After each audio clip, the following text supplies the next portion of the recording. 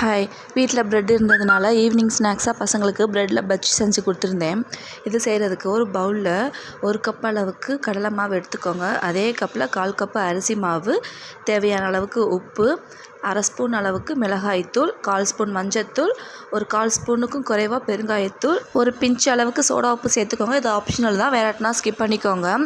தண்ணி கொஞ்சம் கொஞ்சமாக ஊற்றி மாவை கெட்டி இல்லாமல் கலந்து எடுத்துக்கோங்க. மாவு ரொம்ப தண்ணியாக இல்லாமல் கொஞ்சம் திக்காக இருக்கிற மாதிரி எடுத்துக்கோங்க. நம்ம எப்போது பஜ்ஜி போடுற பதத்தில் போட்டு எடுத்துக்கோங்க. மாவில் டிப் பண்ணி மிதமான சூட்டில் இருக்கிற எண்ணெயில் போட்டு நல்லா பொரித்து எடுத்துக்கோங்க. நான் இன்றைக்கி ப்ரெட்டில் செஞ்சுருக்கேன். நீங்கள் இது வாழைக்காவோ, உருளைக்கிழங்கோ, வெங்காயமோ உங்களோட விருப்பம் தான், எதுலனாலும் போட்டு எடுத்துக்கலாம். இப்போ 2 பக்கமே நல்லா வெந்ததும் அந்த பபிள்ஸ்லாம் நல்லா அடங்குனதும் தனியாக எடுத்து வச்சுக்கோங்க.